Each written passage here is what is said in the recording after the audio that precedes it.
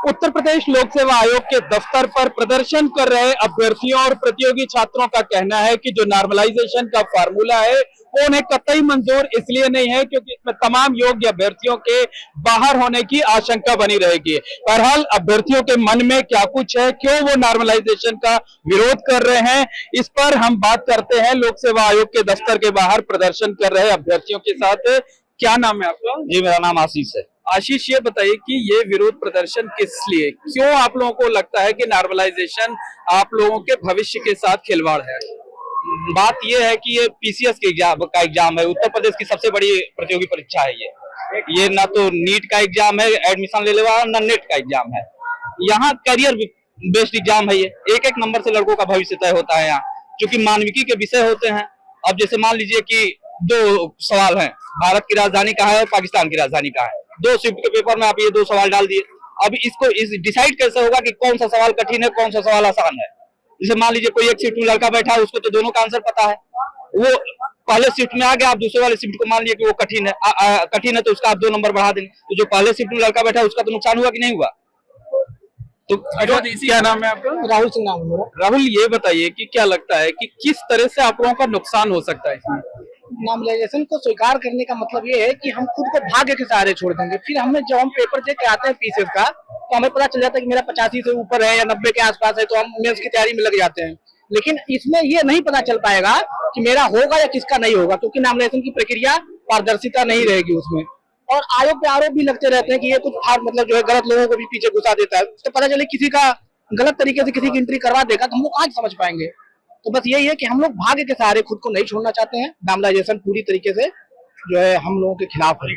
और एक आदमी आइए और अपनी बात रखे। बताइए क्या नाम है? सर मेरा नाम है धनंजय सिंह। धनंजय, ये बताइए कि अगर आम आदमी समझना चाहे कि नॉर्मलाइजेशन का विरोध क्यों कर रहे हैं आप लोग, कैसे समझाएंगे? सर देखिए, नॉर्मलाइजेशन का विरोध इसलिए भी हो रहा है क्योंकि मान लीजिए कि 2 पेपर होगा, एक पेपर में आगे कर्नाटक का युद्ध, एक में आगे मैसूर का युद्ध। आप कैसे डिफाइन कर पाएंगे दोनों में टफ किसका है, किसमें नंबर बढ़ाया जाए किसमें घटाया जाए? ठीक बात। और आयोग ये कहता है कि 7 लाख से करते कैसे हैं, क्या होता है ना? देखिए इसकी प्रोसेस ना तो वो समझा पाएंगे ना हम समझा पाएंगे सर।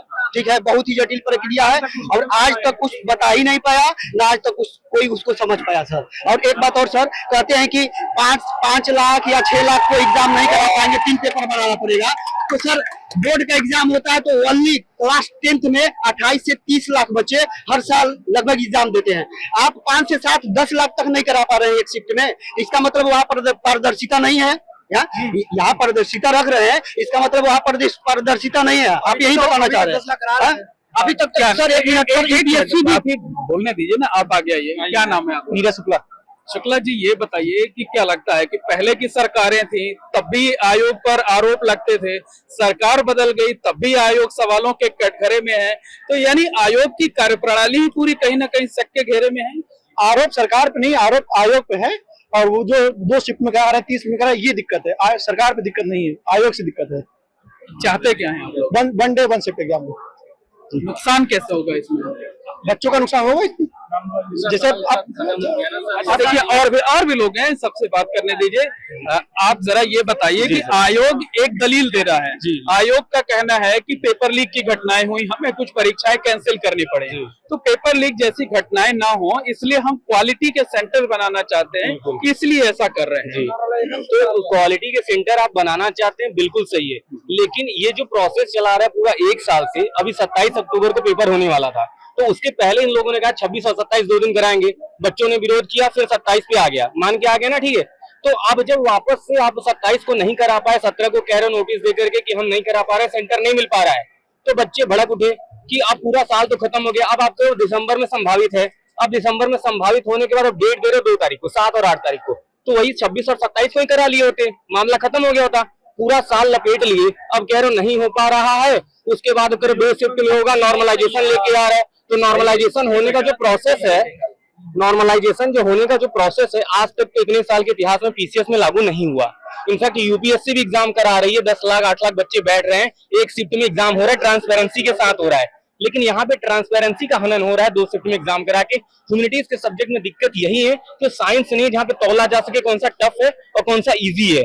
तो दिक्कत बच्चों को इसमें आएगा कि अगर कोई कट ऑफ 110 जब आयोग ने विज्ञापन निकाला था तो उसमें परंपरागत तौर पर एक ही दिन में परीक्षा कराए जाने की बात थी। जब तो सुप्रीम कोर्ट ने भी पिछले हफ्ते फैसला दिया है कि बीच भर्ती के बीच में आप नियम नहीं बदल सकते हैं, उसका भी हवाला आप लोग दे रहे हैं। बिल्कुल दे रहे हैं हम सर। और हम आपके चैनल के माध्यम से बताना चाहेंगे कि जो भी हमारे छात्र हैं, बीच में इन्होंने जानबूझ के ये बदलाव किया ताकि ये एग्जाम को खींच सके। इनको अगर कराना होता है, मनसा इनका सही से एग्जाम कराने का है ही नहीं। इनके अंदर पहले से इनका मन में खोट है कि बच्चों को इसी तरह से समय को काटा जाए, नहीं तो आज तक कभी वन शिफ्ट के अलावा कभी एग्जाम हुआ नहीं, और ये डबल शिफ्ट में एग्जाम करा रहे हैं। उसके बावजूद भी, मानने के बावजूद भी इन्होंने मतलब पीसीएस का जो एग्जाम है उसमें 5,75,000 अभ्यर्थियों ने आवेदन किया है।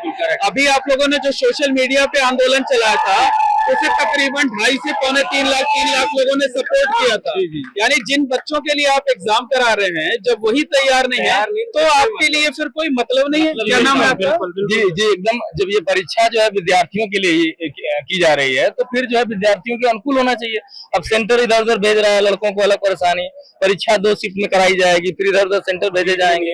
अब यही देखिए बिहार लोक सेवा आयोग में वो छात्रों से और कोचिंग संस्थानों के जो लोग हैं उन लोगों से बुला के परामर्श ले रहा है कि भाई कैसे जो है एग्जाम को कंडक्ट कराया जाए। आप जो है जब अभी फरवरी में जब आरोप एग्जाम, ये नहीं लगता कि आयोग की संवादहीनता जो है वो नाराजगी का सबसे बड़ा कारण है कि अगर आप कोई फैसला ले रहे हैं तो आप अभ्यर्थियों से बैठते, बातचीत करते, उनको भरोसे में लेते। हम बता रहे हैं, बिहार लोक सेवा आयोग देख रहे हैं, वो अपना एग्जाम करा रहा है तो वो कोचिंग संस्थान छात्रों को बुलाकर उनसे राय मशवरा ले रहा है। उसके बाद वो हर चीज क्लियर बता रहा है, हर चीज का नोटिफिकेशन दे रहा है। यहाँ जो है आयोग कब क्या करेगा इसका पहले से कोई जानकारी नहीं देती।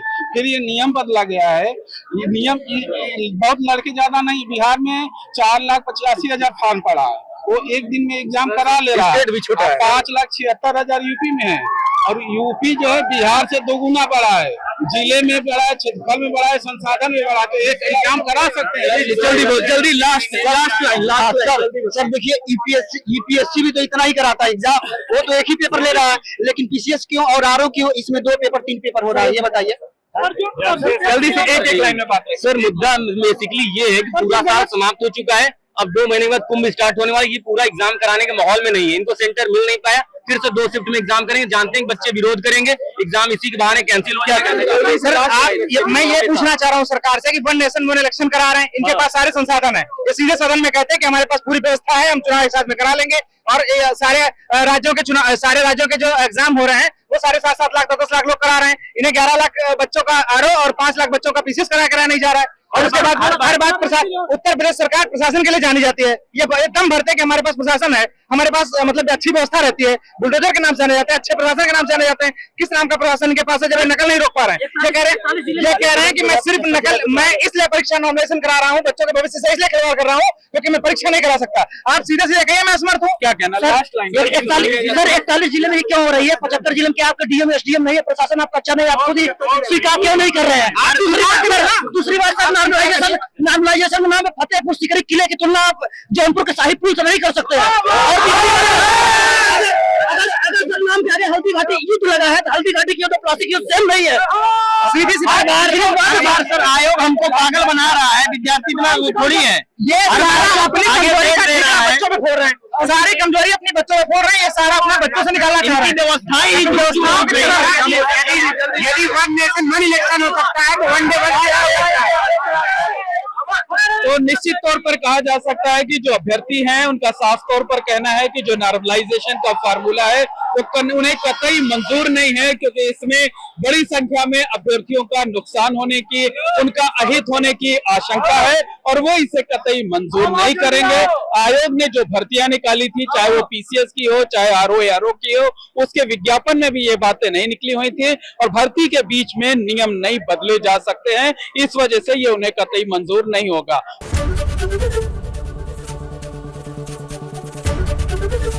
एबीपी गंगा, खबर आपकी, जुबान आपकी।